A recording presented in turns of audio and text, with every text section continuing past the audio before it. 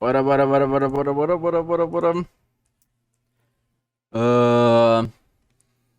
Hunger, o jogo que despreza. Já vai cuspir, que eu tava comendo. O jogo que despreza o jogador. Do canal do Zedin, né? Zedin, tá azedo. Vamos inscrever aqui, ativar o sininho de notificações. Deixar meu like pra dar aquela fortalecida. Qualidade full como sempre. E link do vídeo original vai estar na descrição. Vão lá, deixa um like, se inscreva no canal do Zedin. Que ele merece, né? Pelo excelente conteúdo que ele traz aqui pra gente. O vídeo que eu ia recomendar. É mesmo, velho? É verdade, né, velho? Tinha um disso que rime, perdeu a oportunidade. Enfim. Agora aguarde a próxima oportunidade dessa. Bora lá. Vou botar aqui um segundo. E eu vi o do segundo jogo, né, velho? História bem complexa, bem interessante, né, velho? Um jogo bem rico em conteúdo. Eu comecei pelo 2, né? Então vamos ver o 1 aqui agora. Eu não conheço um, bora. Comecei pela metade do caminho, velho. Uma masmorra pode ser escrita de várias formas. Às vezes, ela pode ser o caminho que um cavaleiro deve seguir para se tornar um herói. Outra hora pode ser o local onde uma espada mágica está escondida, que tornará o seu novo dono, caso ele seja merecedor, uma lenda. Um lugar para o mal se esconder apenas para ser superado pelo bem, como uma boa fantasia medieval deve ser. Mas eu te pergunto, querido espectador, e se não existir um herói? E se nem existir o bem? Se houver apenas monstros e pessoas que são piores que eles, e os sons que ecoam pelas paredes da masmorra são nada mais que morte e a mais fina e pura maldade. Ah, Isso hoje só tem é monstro por aí, Fear e velho. Hunger. Hunger. Esse dungeon crawler feito em RPG Maker cai muito bem dentro do gênero de My Hero fantasia medieval Academia. sombria. Não é a primeira vez que um jogo explora esse território. Dark Souls e Darkest Dungeon são outros dois ótimos exemplos que usam essa ambientação muito bem. Mas existe um outro fator que esses três jogos têm em comum: a dificuldade. Ela pode tomar várias formas diferentes dependendo do jogo. Às vezes pode ser algo simples, como necessidade de reflexos rápidos, ou algo mais próximo do injusto, onde os inimigos possuem vantagens únicas que o jogador jamais conseguiria ter. Mas Fear e Hunger bate na mesma tecla que esses outros dois jogos que eu falei. Ele é justo até demais. Da mesma forma que você consegue decapitar o inimigo com um golpe da sua espada, ele também consegue. É muito fácil você começar o jogo e levar game over em menos de 5 minutos. Pareceu um pouco específico, mas Fallout é muito disso também. Os bichos dá hit kill, meu irmão. Tem hora lá e F. Sobre Fallout que o Damo tava falando aí, velho. O 1 eu zerei, velho. Eu tô indo pro 2 agora. é claro que isso não aconteceu comigo. Imagina. Além disso, temos também a necessidade de gerenciar recursos e muita tentativa e erro. Mas pra mim, aquilo que é mais difícil no jogo inteiro são as escolhas. Vamos começar com o jogo. Tudo se inicia com seu personagem na entrada de uma masmorra. Você tem a opção de escolher entre esses 4 personagens. Cada um tem suas próprias características e um motivo diferente para estar nesse lugar. Kahara é um mercenário. Ele tem habilidades como destrancar portas e esfaquear pessoas. Darcy é uma cavaleira e consegue utilizar manobras marciais no combate, como contra-ataque com sua espada. Enki é um sacerdote das trevas e consegue utilizar magias de sangue. E por fim, Ragnvald, que no decorrer do vídeo eu vou chamar só de Hag para não passar vergonha. Ele é um forasteiro e quanto mais furioso ele está, mais fortes são seus verdade. ataques. Antes de eu seguir com tudo isso, eu O quero jogo dizer já que é o daqui pra boss, pô. frente eu vou spoiler o jogo inteiro, suas mecânicas, possível história e a minha experiência com ele. E eu ainda vou falar um pouquinho do segundo jogo, que é o Fear e Hunger 2 Termina, mas vão ser spoilers mínimos que praticamente não vão afetar sua experiência nele. O jogo tá custando R$17 na Steam, se você souber inglês e estiver de acordo com o conteúdo dele, vale a pena jogar o jogo por conta própria. Tá, pausa. Sério, o conteúdo do jogo é bem pesado. Dá uma olhada bem nisso, tá? Eu até citaria um por um aqui, mas eu já fui desmonetizado por menos. Então, por favor, veja bem isso por conta própria. Ah, Tá eu não bom? ligo pra Infelizmente não tem desmonetização não, tradução em velho. português, mas o usuário Yellow Rain comentou que ele está fazendo uma tradução sozinho. Então se você estiver assistindo isso, Yellow Rain, me dá um toque, que eu pino seu comentário com a tradução e tudo mais. Tudo certo? Beleza então. A história do jogo é confusa.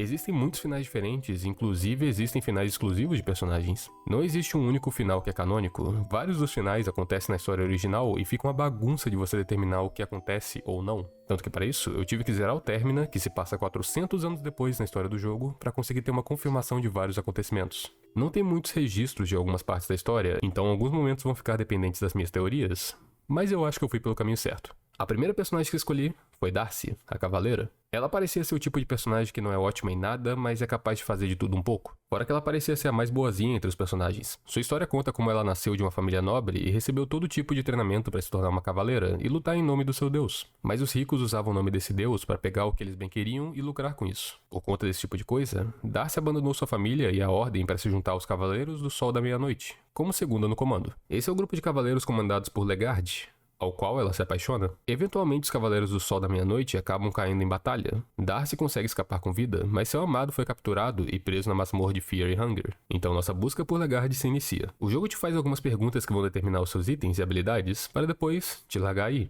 sem te dizer absolutamente nada. Fear e Hunger nem por um momento segura a mão do jogador e explica como você deve fazer as coisas. Apenas te joga no meio desse mundo brutal e poeticamente grotesco. Eu já vou deixar avisado que vai ter muita censura no vídeo. Então o jogo começa, nos aproximamos de umas caixas para pegar alguns itens, e antes de entrar na porta principal, um grupo de cachorros surge e nos ataca. A luta é bem difícil, e ainda mais se for a sua primeira vez jogando. E ao chegar a 0 pontos de vida, o jogo acaba. Se você demorar muito no início, esse grupo de cachorros vai aparecer e iniciar um combate. Isso é mais um pequeno exemplo do que te espera no resto desse jogo. A masmorra muda a cada vez que você começa um jogo novo, mas a maioria dos eventos se mantém os mesmos. O objetivo, além de encontrar Legard, é não deixar zerar qualquer uma dessas barras: vida, fome e mente. O nome do jogo não é esse aí à toa. Para recuperar vida e fome, basta respectivamente usar itens de cura e comer o que você encontrar. Mas mente é um assassino devagar e traiçoeiro. Eventualmente, os horrores da masmorra vão acabar com ela, e será necessário o uso de álcool e coisas similares para manter ela no lugar, nem que seja só por mais um pouquinho de tempo. Beleza, continuando com a Darcy.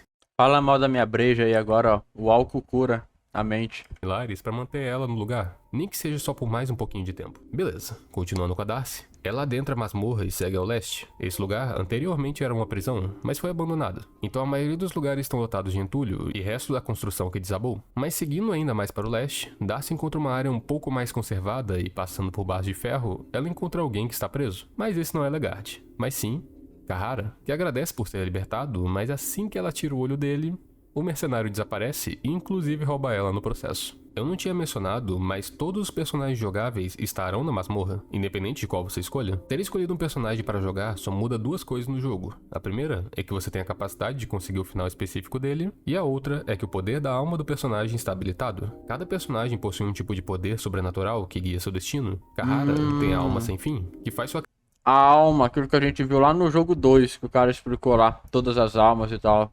Aqui também tem essa mecânica, né? Da hora. criatividade chegar no limite e cria um desejo por liberdade. Darcy possui a alma da dominação. As pessoas estarão mais dispostas a seguir ela, mas em troca ela dificilmente percebe seus erros. Enki possui a alma do iluminado, que o faz sempre estar querendo descobrir novos conhecimentos e desvendar segredos. Por fim, Hagi, que possui a alma do atormentado, que o faz destinado a sofrer em cada passo da sua vida, para assim torná-lo mais forte e com uma mente de ferro. Com as almas explicadas, voltamos para a história. Cahara teria entrado na masmorra por um motivo não tão diferente de Darcy. Ele também está atrás de Legard. A diferença é que enquanto ela faz isso por amor, ele faz por dinheiro, porque existe uma recompensa para resgatar o cavaleiro. Mas durante sua exploração, ele teria sido pego por um guarda e trancado nessa cela. Infelizmente, nenhum dos dois sabe da intenção do outro, então cada um segue seu caminho. A exploração da masmorra revela algumas coisas bem únicas. Darcy se depara com Buckman, um homenzinho assustado, que é bem visível como a masmorra já está acabando com a mente dele. Fora dessa masmorra, eles seriam inimigos em campo de batalha, mas a cavaleira é generosa e não quer trazer problemas de fora para um lugar como esse. Buckman fala como ele se separou do seu grupo e está com muito medo para fazer alguma coisa. Mas antes de abandoná-lo, ele diz para tomar cuidado com Trotto, um torturador sádico que fica nessa região da masmorra. Eu até tinha ficado com um pouco de medo desse encontro, mas apenas com um golpe rápido e preciso, Darcy elimina o torturador.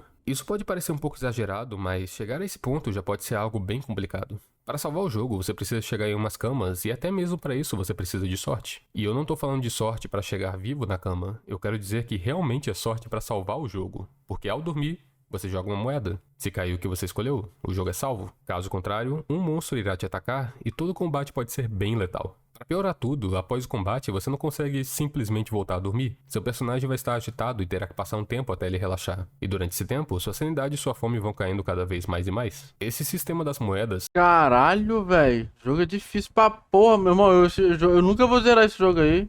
Esse aí é o boss, o jogo já é o boss pra mim. É literalmente sorte. Errar nessas horas pode custar muitos recursos, ou até mesmo a vida do seu personagem. Tem muitos ataques dos inimigos que vão exigir que você escolha um lado da moeda, e se você falhar, é bem provável que no mínimo o seu personagem vai perder um membro. Para dar uma facilitada, depois que o segundo Fear e Hunger saiu, o sistema de moedas foi atualizado para ficar igual ao que tem lá. Existe a opção de você apertar Shift e jogar duas moedas. Se qualquer uma delas cair na face que você escolheu, é um sucesso. Mas é limitado o uso dessas moedas adicionais, e se você for azarado, ainda tem a chance de dar bosta. Indo agora para outro personagem, Hag entra na masmorra. O forasteiro teria participado ainda quando novo de uma expedição para outro continente em busca de tesouros. Ele só encontrou loucura por conta das trevas sobrenaturais que infectaram a mente dos seus colegas e fez eles matarem uns aos outros. E a única recompensa dessa expedição foi um artefato chamado de Cubo das Profundezas. Mas para o portador da alma dos atormentados, a história só piora. De volta em sua casa, em tempos mais atuais, sua cidade foi atacada pelos Cavaleiros do Sol da Meia-Noite, na busca pelo cubo. Mais uma vez, ele deu sorte de sobreviver, mas sua esposa e seu filho foram mortos durante o ataque. Fora a vida de sua família, o cubo também havia sido levado. Então aqui, movido por vingança, o objetivo de Hag é eliminar Legard, o líder dos Cavaleiros do Sol da Meia-Noite, e recuperar o Cubo das Profundezas. Alguma hora nessa história alguém não vai ficar feliz. No momento, temos Hag explorando o oeste da masmorra, enquanto Darcy explora o leste, sendo que Kahara ainda deve estar por perto dessa região. Mas antes de seguir com Hag, existe um conflito na história em relação ao caminho desses dois. O questionamento é quem passou por esse local primeiro e quem realizou o evento que está acontecendo aqui. E eu acredito que tenha sido Darcy, mas ainda temos mais um personagem nessa história. Enki, o Sacerdote das Trevas. Diferente de todos os outros protagonistas, não dá a mínima para quem é Legard. Ele teve uma visão da masmorra mostrando um homem de poderes únicos que bateria de frente com os deuses. Ele quer encontrar esse homem e, principalmente, ele busca pelo poder que a masmorra pode oferecer. E rapaz, como esse boneco é roubado se você souber o que tá fazendo? Por mais que magia consuma sua mente, ela é muito versátil e consegue cobrir a maioria dos defeitos de Enki, que seria sua fragilidade e o pouco dano físico. Tanto que eu consegui ir da entrada da masmorra até a biblioteca na Zona Oeste sem perder um pingo de vida. Enfim, nessa biblioteca você pode dar a sorte de encontrar alguns livros especiais que podem te ajudar tanto no combate quanto a aprender as mecânicas do jogo em si. Como por exemplo pegar um livro sobre medicina e saber que esse símbolo equivale à infecção, que caso não seja tratada, irá matar o personagem. Seguindo o caminho, existe uma passagem secreta na biblioteca que leva até um jardim. Nele você consegue encontrar um grupo de pessoas usando máscara de coelho, realizando um ritual eterno em nome de Sylvian, a deusa do amor. Você tem a opção de participar desse ritual que envolve... flores e berinjelas. Não tinha como terminar essa frase de forma poética. Falhar no ritual pode fazer você ficar preso nele. Olha que eu tô entendendo, aqui eu não tenho problema com monetização não, é pinto, é o que é. Opa. Não tinha como terminar essa frase de forma poética. Pareceu muito bruxaria ali, né? Que tem aquele círculo, aquele negócio que as bruxas ficam nuas, né?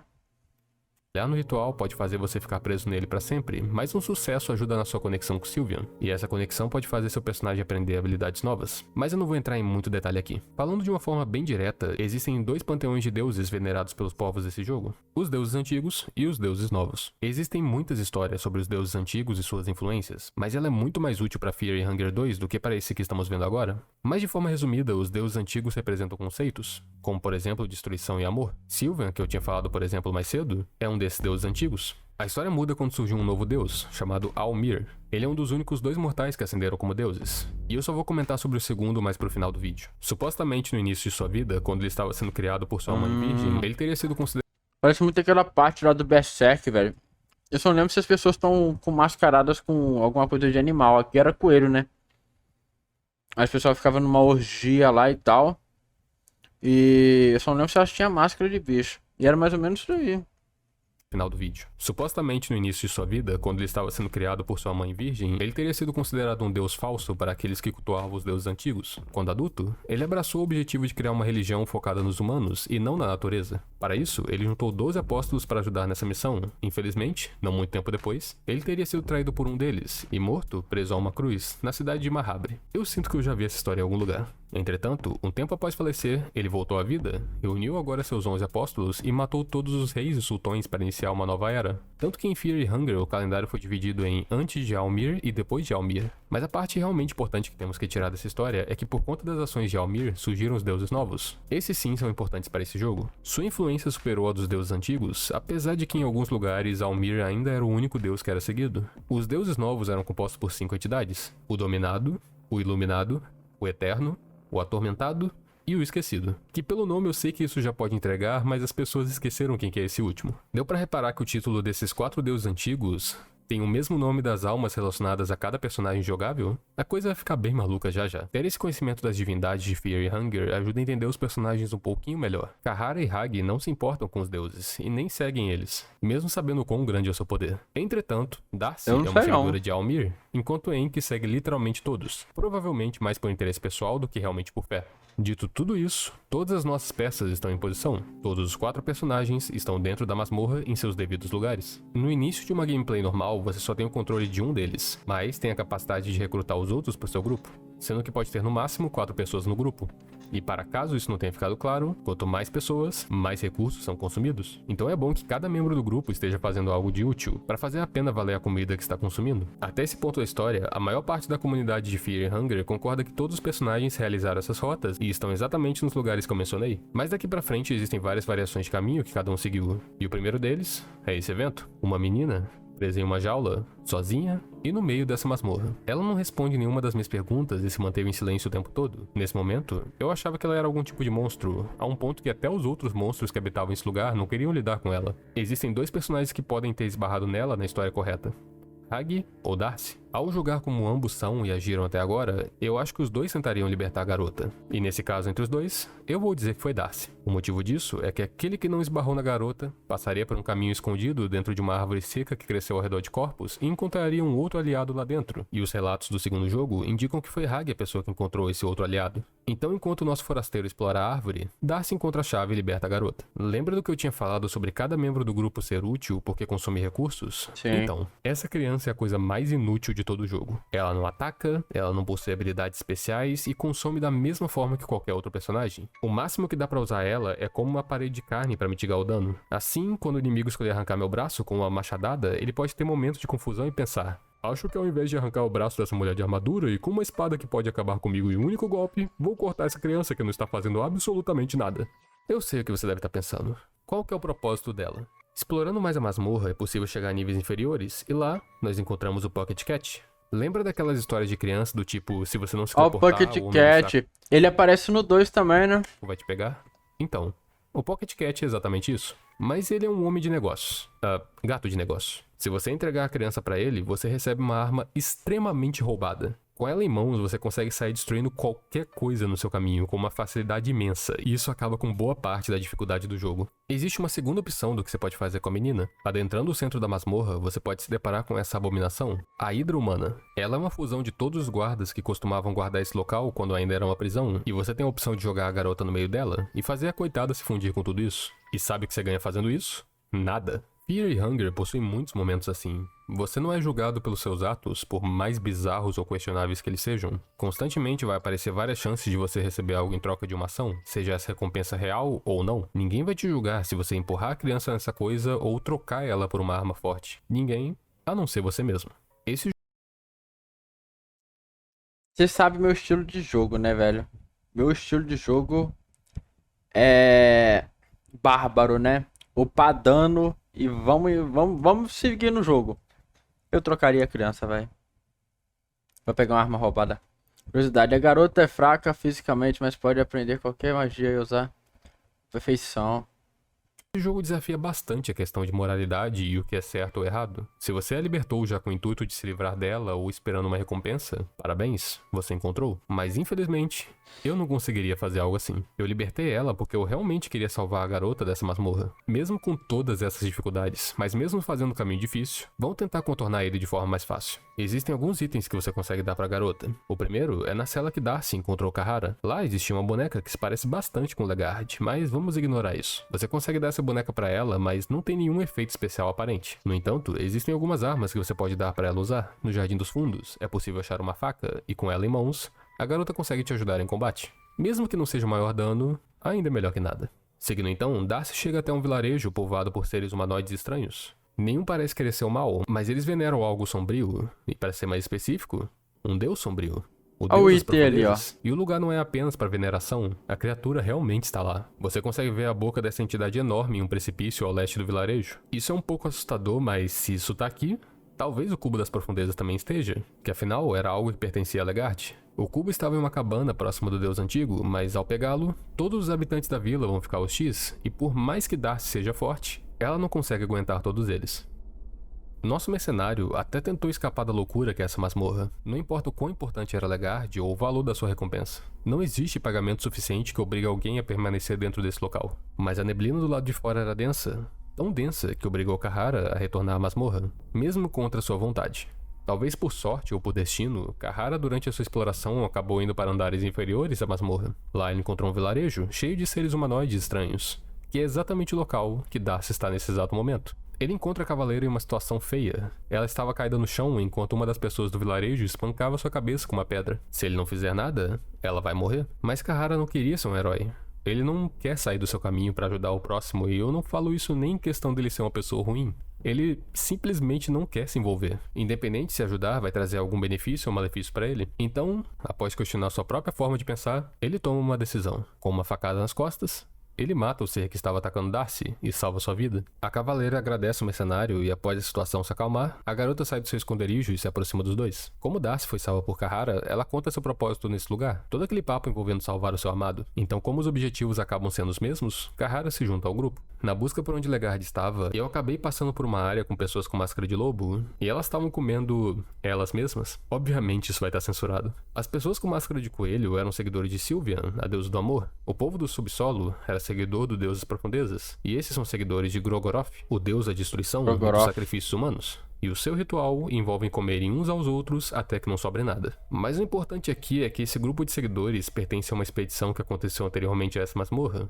Infelizmente, todos sucumbiram à loucura, até mesmo seu capitão chamado de Rudmer. Entretanto, ele não tá aí no meio. E o motivo disso é que ao invés dele se tornar um seguidor de algum deus, ele se tornou essa criatura com cabeça de corvo e ele é muito forte. Em teoria, ele pode aparecer em quase qualquer lugar, a qualquer momento, principalmente quando você tá dormindo. E vou te falar que não é legal enfrentar ele não. Ele desvia de muitos ataques, e tem 2 golpes que conseguem matar seu personagem em uma tacada só, a sua bicada e um corte da sua lâmina. No roteiro original eu tinha falado que eu não tinha esbarrado muito nele, mas só pra eu morder a língua quando fui gravar mais cenas do jogo, ele me perseguia, ficava parado na frente de porta, me dava jumpscare, esse bicho aparecia em todo canto. O Nemesis do remake do Resident Evil 3 bem que podia aprender um pouquinho com ele.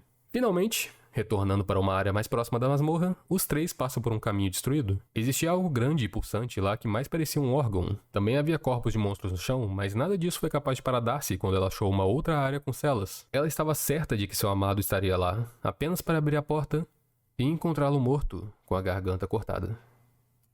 Então, tudo isso não valeu de nada? Nunca existiu uma forma de salvar Legarde? Na verdade, existe sim. Se você começar o jogo e chegar até Legarde em menos de 30 minutos de gameplay, é possível encontrar o cavaleiro vivo e inclusive recrutar ele pro seu grupo. Legal. Mas como que o jogador deveria saber de algo assim tão específico? Na verdade, essa é a sacada. Ele não devia?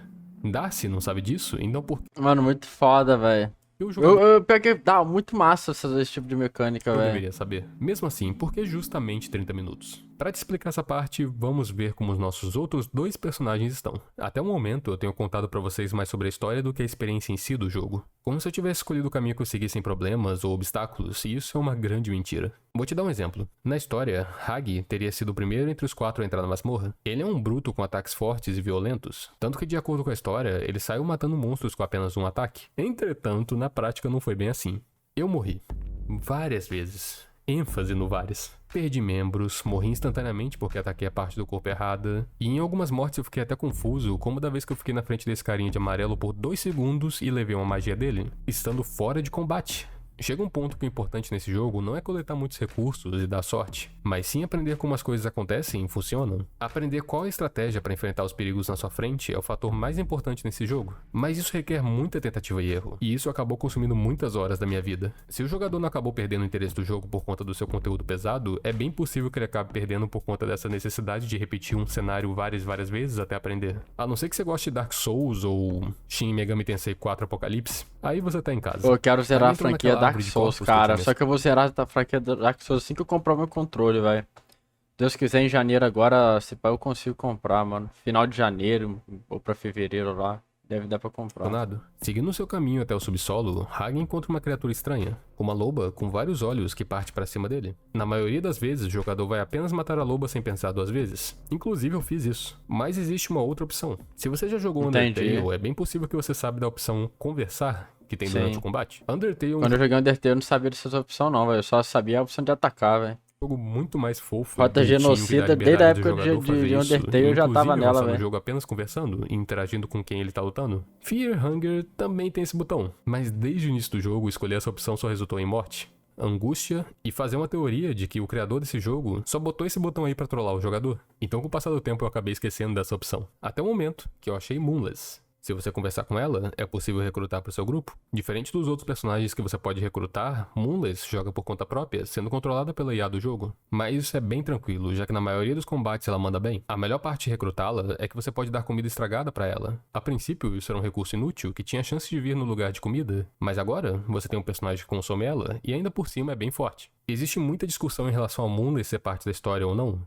O motivo disso é que no modo mais difícil, você não consegue recrutar ela pro seu grupo. Na minha opinião, isso não deve ser levado em consideração, porque ela é um dos aliados mais fortes do jogo e facilita demais ele, tanto na parte de combate quanto no gerenciamento de recursos, então isso foi removido do modo mais difícil para aumentar a dificuldade. Antes que eu esqueça, Moonless pode ser recrutada por qualquer personagem, mas em Fear e Hunger 2 existe uma menção que eu não vou especificar, que implica que ela e Hag se enxergam como irmãos no campo de batalha. Então, por esse motivo, eu tinha dito que quem encontrou a garota havia sido Darcy, já que se fosse Hag a pessoa que tinha encontrado a garota, Moonless enxergaria outra pessoa assim na história. Bonk, bonk, bonk, chegamos fundo no subsolo. A coisa que mais chama atenção aqui são esses 3 órgãos gigantes. Tem um lobo lá no 2 também, eu acho, velho. Será que é ela aí, velho? Não lembro agora. Ih, eu não lembro de porra nenhuma do 2, velho. Eu não vou saber dizer. No meio do nada. Hag não sabe para que eles servem, mas para evitar riscos, ele destrói cada um deles. Por mais que o personagem não saiba, nós sabemos que esses são os 3 corações que pertencem ao Deus das Profundezas. Então, destruindo eles, acidentalmente, Hag matou um deus. Então aquele Deus das Profundezas que Darcy viu no precipício do vilarejo já era um deus antigo sem vida. A chacina do forasteiro não termina por aí. Todo tipo de criatura que surge diante de Hag e Moonless é destruído. Eles avançam em um caminho que começa aos poucos levar para próximo da superfície, até que Hag encontra uma área que parece ser usada como prisão, e esse é o lugar onde Legard está preso. Não sei se você lembra disso, mas Hag tem 2 objetivos: recuperar o Cubo das Profundezas e matar Legard. Darcy tem apenas 30 minutos para salvar seu amado, porque se ela não chegar a tempo, Hag, movido por vingança... Mano, isso é um bagulho muito foda, cara, desse game aí, que a gente descobriu no 2 lá, que também, né, que você seleciona um personagem e vai jogando com ele. Enquanto você tá jogando ali, a IA do jogo já vai jogando com outros personagens em paralelo também. O que tu tá fazendo... Outras coisas acontecem em paralelo, tá ligado? É muito foda isso daí, mano. Corta sua garganta. Muito legal, ele mano. E seu exército terem matado seu povo. Pô, parece ser um puta jogaço, cara. Sendo bem sincero mesmo. Movido por vingança. Corta sua garganta por ele e seu exército terem matado seu povo, sua esposa Perfeito. E seu filho. Fear e Hunger possui vários finais, como eu havia dito. Existe um final onde Darcy chega antes de Hag e salva seu amado. Existe um que Hag e Darcy estão no mesmo grupo, e ao encontrar Legard, você deve escolher qual deles terá o seu objetivo concluído, e normalmente isso vai acabar em briga. Para a tristeza de Darcy e para o fim dos planos de Legard, esse bárbaro foi muito mais rápido na história. Legard perde a vida nesse momento, e o próximo objetivo de Hag é de encontrar o Cubo das Profundezas. Talvez esteja mais próximo do que ele imagina, porque no meio da escuridão, ele encontrou um homem de vestes brancas, mas já voltamos com ele. Olha, eu sei que parece que eu deixei o Enki meio de lado, mas acredita em mim, pela primeira vez, isso não é culpa minha. Entre os 4, ele era o único que não ligava para Legard, se é que ele sequer sabia quem ele era. E ainda por cima, o seu caminho foi muito tranquilo. Ele ficou boa parte do tempo estudando os livros da masmorra, e o caminho estava limpo de criaturas, porque Hag havia passado por ali antes. Os únicos adversários que Enki encontrou foram os magos de amarelo. Esses são magos que usam magia de destruição e cultuam um novo deus que não havia sido mencionado ainda. A esse ponto na história, nós descobrimos que existe mais que apenas 5 novos deuses. Os 5 que eu havia mencionado fazem parte de um grupo de companheiros chamado de Fellowship, que eu vou traduzir para comunhão. Esse foi um grupo composto por 5 humanos que juntos buscaram a ascensão para se tornarem deuses. Mas eles não foram os únicos humanos que conseguiram fazer isso. Existem vários outros novos deuses que possuem pouquíssimos seguidores e que nunca receberam o mesmo reconhecimento que eles. Então, após acabar com os magos amarelos, Enki descobriu sobre Nazará, o novo deus que esses magos veneram, e por sorte, ele está na masmorra. Seguindo um caminho feito de carne, Enki chega até o final e encontra ao meio de tantos corpos uma cabeça, ainda com as entranhas presas. Essa cabeça é Nazará. Ele é um mago muito poderoso, mestre das magias de destruição. Por mais que Nazará seja um novo deus, ele ainda é um seguidor de Grogoroth, o deus da destruição. Mas isso é apenas com o intuito de conseguir seus poderes, já que ele mesmo tem o desejo de enfrentar o deus antigo. Mas tem um probleminha nisso. A história diz que Nazará aceitou Enki como discípulo após o sacerdote sombrio ter contado sobre sua visão para ele, de como ele iria receber a iluminação no fundo da masmorra. Entretanto, isso não acontece tão bem assim na história. Para recrutar Nazará, é necessário ter conseguido um talismã de eclipse, e até aí tudo bem, porque você consegue esse item com os magos de amarelo. O problema vem depois disso. Os outros 2 requerimentos é ter visitado uma área específica do jogo e estar sob posse do Cubo das Profundezas. Jogando normalmente, é bem simples você ter cumprido esses 2 requerimentos, mas na história original, Enki só teria visitado esse lugar depois, já que ele não está com o Cubo das Profundezas, já que ele está nas mãos de Darcy. Então talvez isso seja um pequeno furo na história, ou talvez não seja e na verdade o furo foi por minha conta, mas independente disso, Nazará se juntou ao grupo. Voltando ao subsolo, Enki encontra um sujeito estranho e até parecido com ele. Seu nome é Nosramos. Todos que encontram esse homem têm o mesmo sentimento. Ele não parece perigoso, mas possui uma aura que faz com que pareça algo que não pertence a esse mundo. Esse encontro ocorria em uma espécie de sala de estudos no meio da masmorra, que por uma grande coincidência, é exatamente o lugar que Hag chegou ao seguir aquela figura na escuridão que eu mencionei, que era o próprio Nosramos. Os 2 grupos têm uma conversa e chegam à conclusão que ambos poderiam se ajudar a alcançar seus objetivos. Então agora, esse grupo fica completo, contando Hag, Enki, Munlas e Nazará. Uma equipe bem diversificada, mas essa união me ajuda pelo menos não ter que ficar separando mais essa história em tantos pontos de vista diferentes. Continuando com Nosramos, ele revela que ele é o 5º novo deus, aquele que havia sido esquecido. Apesar dele não nos contar o motivo disso, ele nos fala como os novos deuses foram enganados. No passado, a ideia era que a comunhão, o grupo de humanos que futuramente se tornariam os novos deuses, desceram até o nível mais baixo da masmorra e lá encontraram a cidade de Mahabre, a lendária cidade dos deuses em que Almir teria renascido e que os humanos enxergam em seus sonhos. Caralho, é muito berserk, cara. Lá na cidade lá onde o Guts foi aprisionado no fundo da masmorra, né? Que nem tem um cara aqui no fundo da masmorra aprisionado. O Guts não, o Grift foi aprisionado lá. E eles descem até lá pra resgatar o Grift no fundo da masmorra. E a menina fala que ela era uma cidade, né? E tal, alguma coisa assim, velho. Porra. A ideia era ascender como deuses para salvar a humanidade da sua situação atual, porém, mal eles sabiam que estavam apenas sendo usados como peões pelos deuses antigos. E os 5 deuses, os 5 membros da mão de Deus, tá ligado? Pô, velho, muita referência. Mais que as mudanças que eles fizeram no mundo tenham ajudado, elas não duraram quase nada e a situação foi só piorando. Ainda mais que esses novos deuses foram aos poucos desistindo de um bem maior para a humanidade e começando a fazer apenas aquilo que os favorece. Por sinal, entrar na cidade de Mahabre é o requerimento para recrutar Nazará que eu tinha mencionado anteriormente. Da maneira que Nosramos fala, se entende que ele ficou de fora disso tudo, seja lá como, mas ele diz que aquilo que os personagens buscam se encontra em Mahabre. Antes do grupo partir, ele entrega um amuleto para Enki. Ele chama esse amuleto de âncora espiritual e diz que isso vai ajudar Enki a se lembrar de quem ele é. Assim, Hag segue em frente atrás do cubo, Enki atrás da iluminação, Nazará atrás de enfrentar os novos deuses, e Munlas sendo uma boa garota.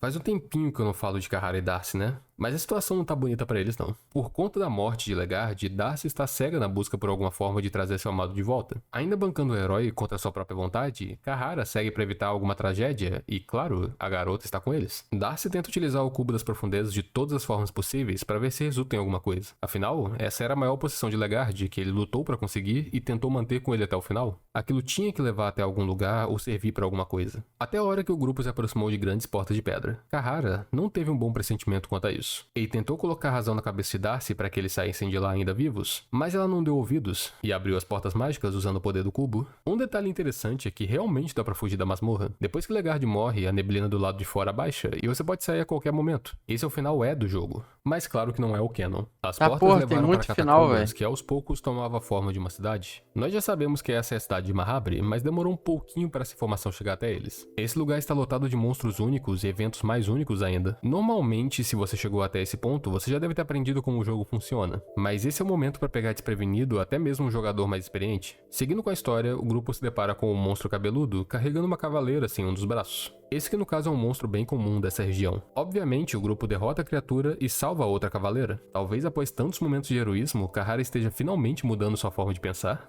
Vamos ver se mudar sua filosofia vai atrair coisas boas. A cavaleira de braços decepados se chama Jeannie, e ela fazia parte do grupo de Buckman, aquele cara assustado que vimos no início do jogo. Eu não quero perder muito tempo falando disso, mas o grupo de Buckman foi enviado para essa masmorra na busca pelo Capitão Rudimir. Eu não trato isso como uma missão secundária porque esse jogo não tem um objetivo ao certo, mas é possível encontrar todos os membros do grupo e direcioná-los para uma base salvando todos eles. Lembrando que essa não é a única opção. Você pode não ajudá-los, influenciar na morte deles, como por exemplo, contando para o torturador onde está Buckman, e até mesmo matá-los com as próprias mãos. Sem querer parecer um babaca, mas os itens que você recebe por eles morrerem acabam sendo até melhores que os itens deles sobrevivendo. Só largar essa aí no ar mesmo. Esse grupo era composto por ela, Buckman, Seymour, que é um cavaleiro machucado no oeste da masmorra, que eu não havia mencionado, e Sir Cyril, que está mais a fundo na cidade de Mahabre. Infelizmente para Jeannie, ela encontrou um monstro com cabeça de corvo, inclusive foi por conta dele que ela acabou nessa situação. E nesse encontro, ela também descobriu que aquilo era o Capitão Rudimir, e infelizmente sua missão iria falhar, já que não era mais possível resgatá-lo.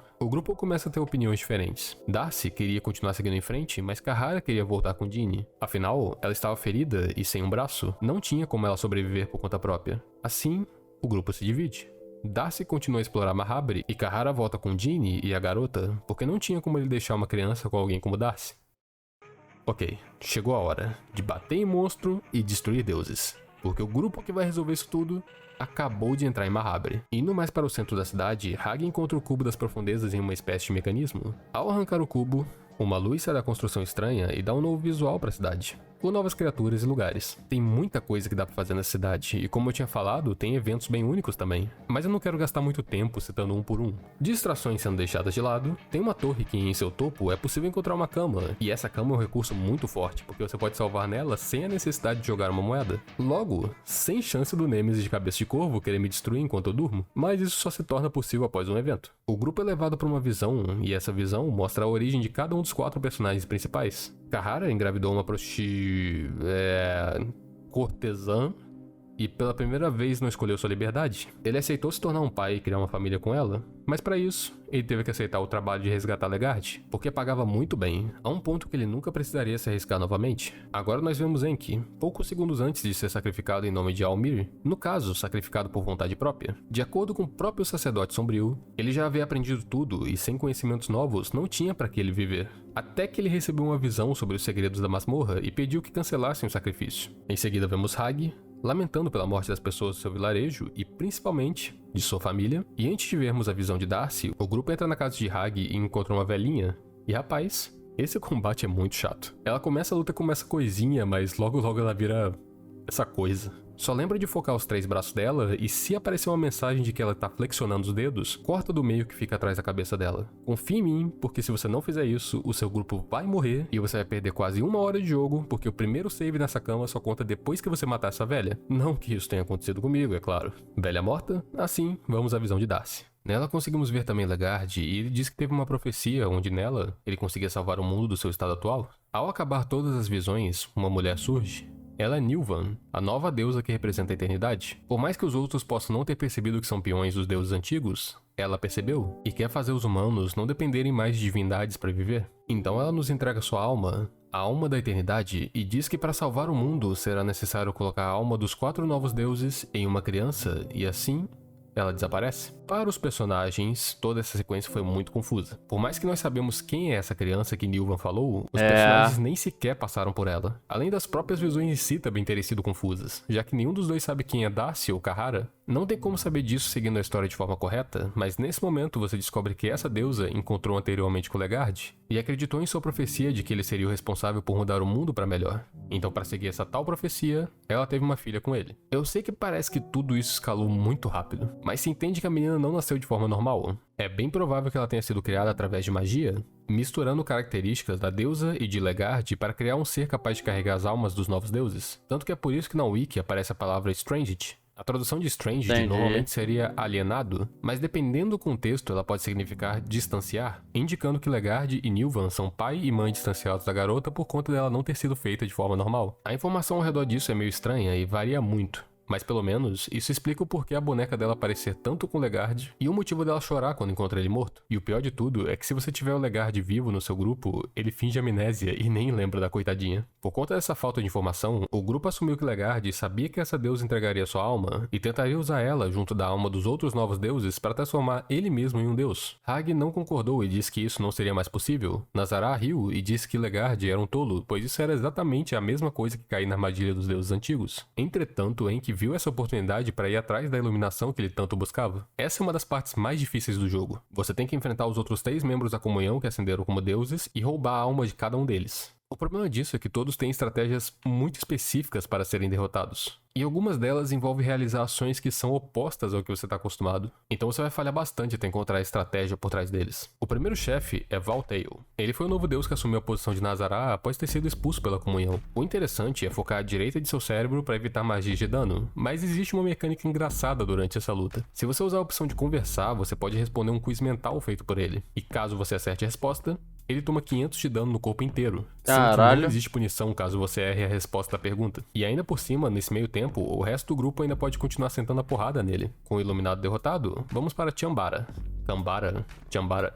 Eu vou chamar de Chambara. Para fazer ele aparecer, é necessário sacrificar alguém do seu grupo. Eu sei que isso parece um pouco extremo, mas tem formas de contornar a situação. Existe um caminho escondido entre os becos que te leva ao antigo laboratório de Nazará. Lá existe uma máquina que consegue criar um clone seu em troca de uma pitada de sangue. O próprio Nazará tenta fazer um novo corpo para ele, mas de acordo com ele mesmo, o novo corpo não aguentaria o seu poder. Durante o sacrifício, uma versão fraca de Chambara vai aparecer para tentar te impedir. Ele é bem fraquinho, mas consegue fazer você gastar alguns recursos. Mas se você tiver escolhido a habilidade Dash no início do jogo, o seu personagem tem uma velocidade aumentada, que é o suficiente para evitar combate nesse momento, ou deixar ele bugado ali no canto. Invocando ele no poço de sangue, sua luta se resume a acertar ataques. Na primeira fase, ele não faz nada demais, só que na segunda, ele cria esses círculos ao seu redor. Se você bater nele, os círculos de fora irão protegê-lo, então é sempre necessário acertar os círculos externos primeiro para que eles parem de funcionar pelo resto da rodada, e bater nele depois disso. Mesmo assim, ele ainda consegue desviar dos golpes, então se você for azarado, dá pra passar um tempinho aqui. Eu não sei se você notou isso até agora, mas esse jogo é cheio de referência de outras obras. Esse chefe em si é uma referência a Death Machine de Silent Hill 4. Essa Caraca, eu não conhecia não. De Silent Hill, e houveram também referências a Berserk e outras obras, mas eu não vou parar pra falar de cada uma. Olha aqui. aí, ó. O último chefe é François. Ele é o mais fácil por um motivo muito idiota. Quando o grupo encontra ele pela primeira vez, o novo deus não é nada mais do que uma sombra do que ele já foi um dia. E por mais que ele tente colocar o grupo no meio de uma armadilha, Nazará usa um feitiço e queima o seu corpo. Mas curiosamente, a alma da dominação não estava com ele. Quando o grupo avança até o trono que transforma humanos em deuses, o verdadeiro François está lá, mas dessa vez em seu auge.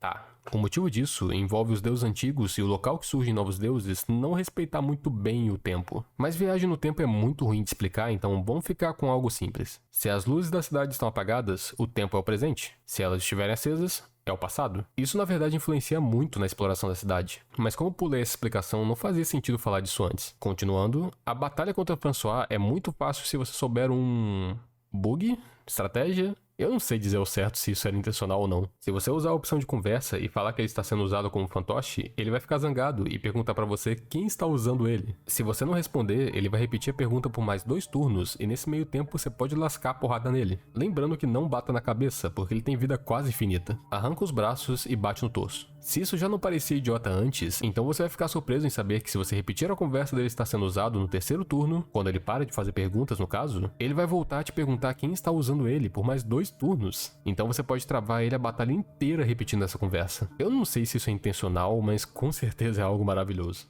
Chegando ao trono, vamos ver Eu como acho que é tudo se intencional. termina. E eu não tô falando apenas desse grupo, eu tô falando do final de todos que adentraram a masmorra de Fear e Hunger. Enki sentou no trono dourado e foi enviado para o vazio, a terra dos deuses antigos. Normalmente, em casos normais, o grupo inteiro teria sido enviado para esse lugar, mas eu interpretei que Enki foi sozinho nesse final que estamos fazendo. Como eu havia dito, o tempo lá não funciona muito bem. É como se esse lugar estivesse além do tempo. Tem uns bichos que vivem nesse lugar. Eles parecem criaturas fracas feitas de carne, mas é dito que o poder deles rivaliza de deuses. Algumas pessoas teorizam que esse lugar é a Lua, que em Fear e Hunger ela é um deus antigo chamado Her, para ser mais específico, o deus da insanidade. Mas continuando com a jornada de Enki, ele encontra ele mesmo, mas na forma de um deus. Uma forma poderosa e com conhecimento divino. Por um momento, ele cede a essa sua nova forma, mas em outro, ele se lembra daquilo que Nostradamus havia entregue a ele. Um amuleto de âncora espiritual, feito para, no pior dos momentos, fazer a pessoa se lembrar de quem ela é. Então Enki recusa sua nova forma e se torna a mesma coisa que nos ramos, um ser iluminado, mais que humano, mas ao mesmo tempo, sem ser um deus. Do que vale o conhecimento divino se Valteil, o falecido novo deus da iluminação, nem sequer foi capaz de espelhar o poder dos deuses antigos? Fazer isso não é trabalho de um deus, mas sim de um humano. Assim, Enki retorna no mesmo instante para seu mundo, terminando sua jornada na masmorra e aprendendo que o conhecimento é uma experiência e não um destino. Sentar no trono em outras situações faz o jogo acabar com todos presos para sempre no vazio, já que apenas Enki teria a âncora espiritual, então é necessário cumprir o final específico dele para escapar de lá. Entretanto, existem outros 2 finais no vazio. Se você entrar lá sem cumprir a história de Enki e sem Legard no seu grupo, você enfrentará Sylvian, a deusa antiga do amor. Ao vencer no combate, o seu personagem principal irá assumir uma nova forma e se tornar um novo deus. Esse seria o final D. Por outro lado, se você tiver Legard no seu grupo, ao chegar lá, você vai fazer a mesma luta contra Sylvian e após isso, ao invés de assumir a posição como um novo deus, Legard terá roubado isso para ele. Diante dessa situação, você tem 2 escolhas: enfrentar Legard e acabar com seus planos de se tornar um novo deus, que seria o final C, ou jurar lealdade a ele, que com o seu novo poder, ele tiraria os aventureiros da masmorra sãos e salvos, conseguindo o final C2. Incrivelmente, o final C2 faz parte da história original, mas completamente diferente da forma que eu falei. Eu já explico isso um pouquinho melhor. Como eu havia dito, com a volta de Enki, o grupo não tem mais a necessidade de se aventurar na masmorra, e uma vez que eles saem dela, cada um segue seu caminho. Enki criou algo chamado Bíblia de Pele, um material que passaria seu conhecimento para outras pessoas. Enquanto isso, Hag se torna uma lenda viva. Ele vira o maior caçador de monstros que esse mundo já viu, a um ponto que ele é aquilo que causa medo nessas criaturas, e por conta disso recebeu o título de Deus da Ultraviolência. Caraca, velho, o Sanemi. Que ele se tornou imortal, ou pelo menos teve descendentes por conta de alguns acontecimentos no segundo jogo, mas isso não é conversa para esse momento. Darcy até o momento da história havia ficado sozinha, cega pela perda de seu amado Legard. Ela adentrou uma Mahabre mais a fundo e inclusive até mesmo encontrou Ser Sério, o último membro da equipe de Buckman. Não é importante para a história o que aconteceu com eles, então vamos dizer que eu joguei uma poção de sanidade nele porque ele estava louco, e com a sanidade recuperada, enviei ele para o resto da sua equipe, para assim todo mundo ficar feliz. Beleza? Continuando com Darcy, ela encontra um tipo de feitiço que consegue trazer alguém de volta à vida, mas ela não é uma usuária de magia. Só que mesmo assim, ela sente algo estranho, como se uma força estivesse ajudando ela a realizar o ritual. Isso não tem muita explicação, mas eu tenho uma teoria quanto a isso. Ao usar o feitiço, ela ressuscita Legard, mas sua aparência agora é de um golem de carne e sua personalidade ficou um pouco estranha. A parte da aparência pode ser realmente por culpa do feitiço, mas eu acredito que a mudança da personalidade seja por conta dessa ajuda que Darcy recebeu. De acordo com Perkel, um servente do Deus da Lua que apareceu no segundo jogo. Ah, eu ia falar isso aí, ele aparece no segundo jogo lá. A maioria das pessoas que morreram vão parar nos postos de enxofre, que seria o equivalente ao inferno do universo desse jogo. Então a força sobrenatural que ajudou Darcy a realizar o feitiço foi nada mais do que o próprio Deus do enxofre, ou no caso, o Deus do Inferno. Mas por que ele faria algo assim? Lembra que eu tinha dito que no final C2, onde Legard se torna um novo deus, fazia parte da história original, só que não da forma que eu tinha contado? Então, com Legard vivo novamente, ele vai até o trono, usa a alma dos novos deuses e se torna um novo deus, igual no final C2. Mas essa versão do Legard é bem diferente da que conhecemos. Antes, por mais que ele tenha enganado deuses e usado o restante do grupo para alcançar o seu objetivo, ele queria de verdade melhorar a vida dos humanos e fazer eles não dependerem dos deuses. Ele era um ser bondoso, tanto que após a ajuda, ele tira todo mundo do vazio e garante a todos uma saída tranquila da masmorra. O novo Caralho, isso é muito grift, velho. Legard, por outro lado, pensa só nele mesmo. E é alguém muito mais cruel. Ter ficado esse tempo nos postos de enxofre mudaram ele. Ao ajudar Darcy a criar esse novo deus, ele não estava fazendo um futuro salvador da humanidade, mas sim um genocida que enviaria no futuro várias almas para o inferno e que não seria mais conhecido como Legard, mas pelo seu novo nome, o Rei de Amarelo. Qual foi o destino de Darcy após isso, você pergunta? Bom, eu não faço ideia. Talvez ela tenha morrido, ficado presa no vazio, adorando Legard, quem sabe. Mas ela criou esse ser. Spoiler de Berserk, cara. Isso aqui, pô, agora eu tô com essa teoria na cabeça pra o que vai ser Berserk, cara. Quer dizer, eu ainda tenho muito pra acompanhar ainda, né? Eu já tô na reta final já, até o último lançado. É que nem foi aqui, né? Falou que o Legard usou o grupo ali e tal. E o Grift usou também o seu grupo do Falcão pra poder ascender, né? Virar o Phantom lá. O quinto membro da mão de Deus. Então quer dizer que... Caraca, já pensou o Grift lá no Berserk? Todo essa... Que nem falou aqui que o cara tava tentando salvar as pessoas e tal. O Grift também, ele salva o povo lá. O Grift, ele tá fazendo coisas boas, né? Só que será que o intuito é salvar as pessoas do mal? Pra, sei lá, sacrificar elas depois pra algo maior, tá ligado? E ele vai ser um problema no próximo jogo. Interessante Temos aqui a uma última teoria. pessoa nessa história. Alguém que não gosta de bancar o herói. Alguém que queria apenas pegar sua recompensa e viver em paz com sua nova família.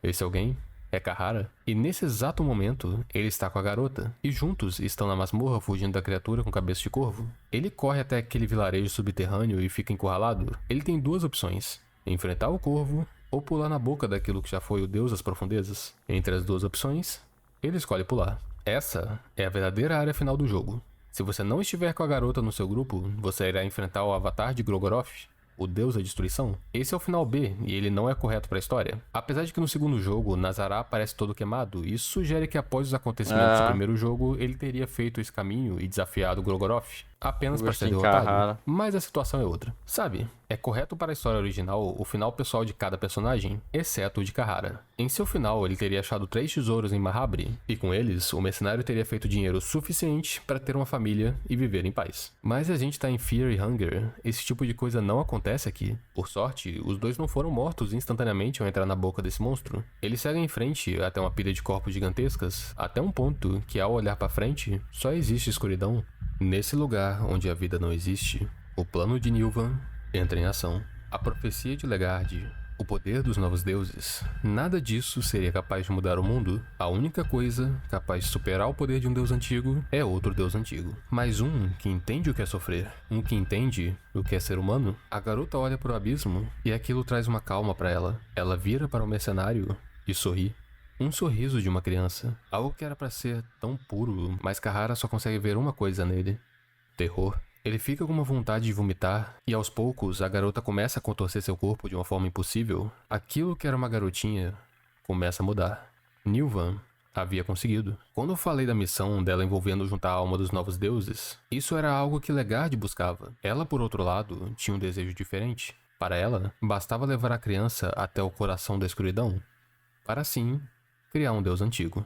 Kahara, sem saber de absolutamente nada, vê a criança que ele estava protegendo há alguns minutos atrás se tornar algo grande, algo assustador, algo incompreensível. Ele está frente a frente com o deus antigo que vai mudar o mundo, o deus que vai fazer os humanos não dependerem mais da ajuda divina.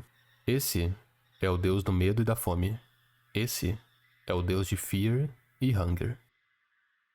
2 turnos. 2 turnos é tudo que você recebe. Você que escolheu libertar a garota, protegê-la dos monstros, alimentá-la, cuidar da sua mente e dos seus ferimentos, recusar todas as ofertas em que você poderia trocar um membro do seu grupo que estava próximo do inútil por uma arma extremamente forte ou uma bênção única. Você foi feito de otário.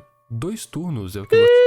Ih, a rota genocida venceu, família. Tá vendo só, meu irmão? Pô, você vai recusar uma arma fora daquela, velho? Tá maluco, cara. Eu pegaria aquela arma ali. Oxe, leva a menina aí, velho. Me dá a arma aí. Você tem Pô, de vantagem que nessa isso? luta. Um deles, Ainda mais que a menina não faz nada e ainda come recursos, tá maluco?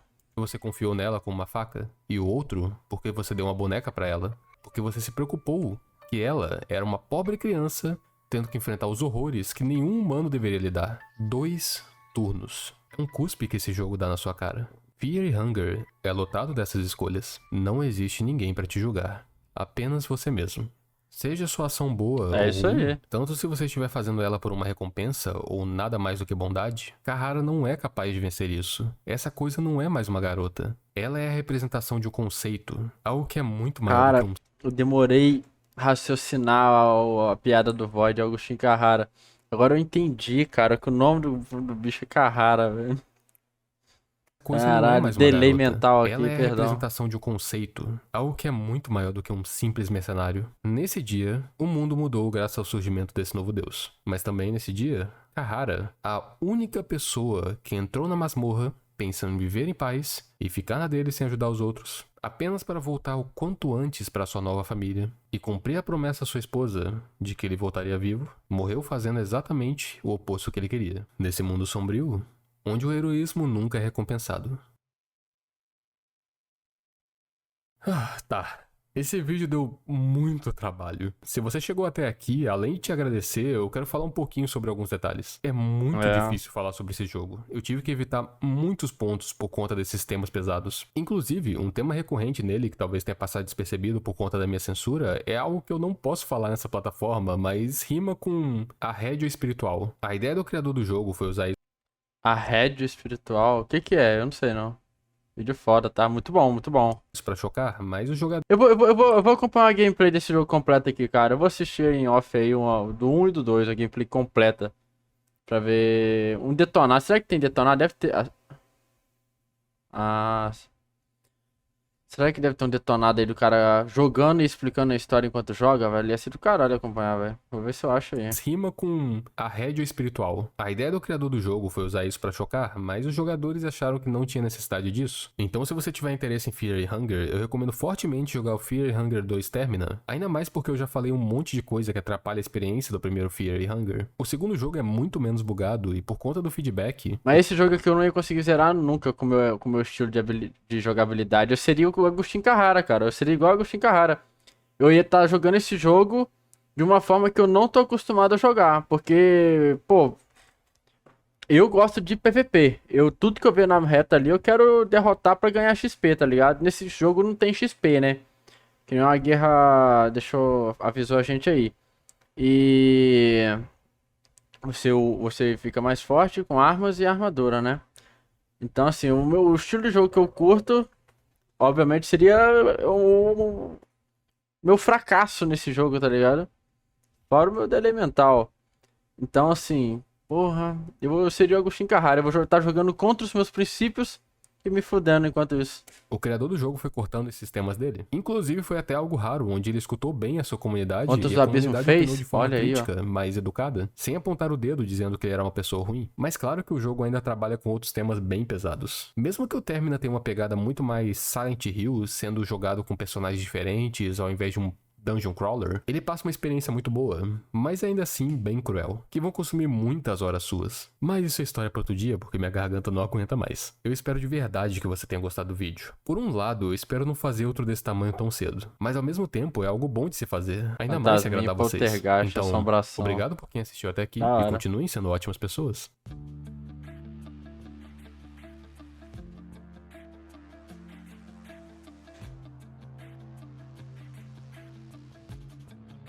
Pô, muito bom, cara, muito bom. E lá no 2 o cara lá falou muito sobre o Legart. É Legart, né? O nome do bicho ali?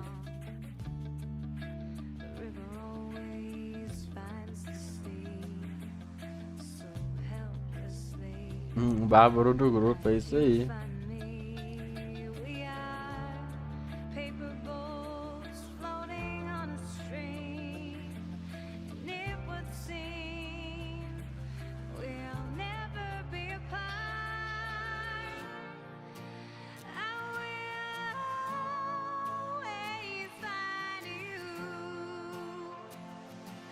Muito foda, muito foda.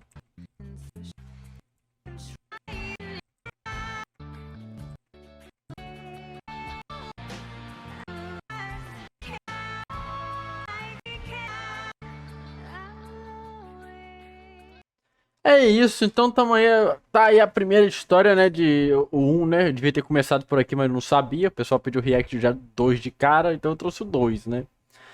Enfim, legal a história também, e realmente dá pra ver muitas inspirações em outras obras, que nem ele citou no vídeo aqui, né, Berserk,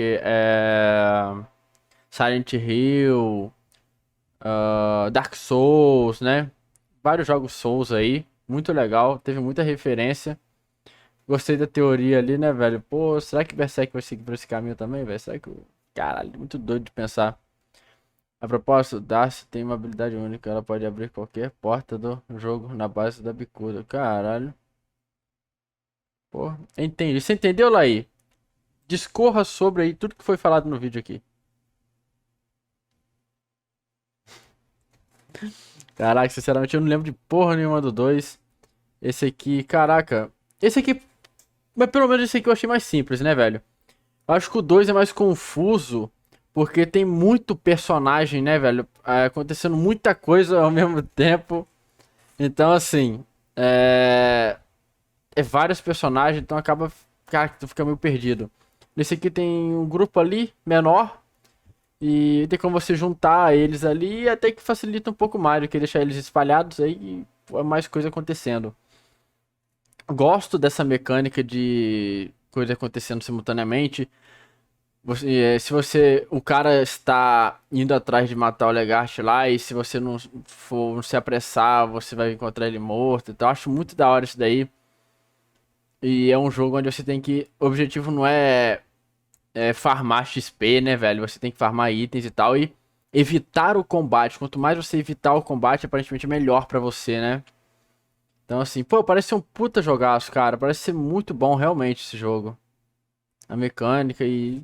Pô, bebeu de boas fontes, né? Berserk, Dark Souls, Silent Hill também, puta jogaço. E o cara conseguiu fazer um jogo aí muito foda, mano. Muito foda mesmo. Algum dia se pá eu jogue. Vou quebrar minha cabeça com isso, mas fazer o quê? Parece ser difícil, meu irmão. Eu não. Esse aqui é 200 horas de gameplay, velho. Eita, pra me zerar esse tipo de jogo. Eu provavelmente vou ficar muito perdido, cara. Não vou saber o que fazer, nem nada. Eu vou ter que estar jogando enquanto assisto um detonado, porque é foda. Você poderia até conseguir vencer o 1, mas o 2 pra você é sem futuro. Meu irmão, o 1 pra mim eu acho que já é sem futuro. Esse aqui eu não passaria nem ferrando. Mas o 2 eu acho mais complexo mesmo, velho. De tudo que a gente viu lá no 2, o 2 eu acho mais complexo. Mais difícil. Enfim. Acho que é isso, né, rapaziada? Lembrando mais uma vez que o link do vídeo original vai estar na descrição. 5 meses de gameplay. 5 meses, velho? Fallout durou o quê, meu irmão? Fallout durou um ano. Pelo menos um ano por aí, velho. Eu comecei a fazer live de React. Eu ainda tava jogando Fallout, cara. Eu tava jogando Fallout ainda quando eu comecei a fazer live de React. Ou seja, tem muito tempo, pai. Tem um pouco mais de um ano que eu tô travado no Fallout 1, viado. Caralho. Pô, muito foda, velho. Muito foda. Enfim, link do vídeo original na descrição. Vão lá, deixa um like, se inscreva no canal do Zedin, que ele merece demais pelo excelente conteúdo que ele trouxe aí pra gente, fechou? Valeu, comenta o que vocês acharam, um abraço e eu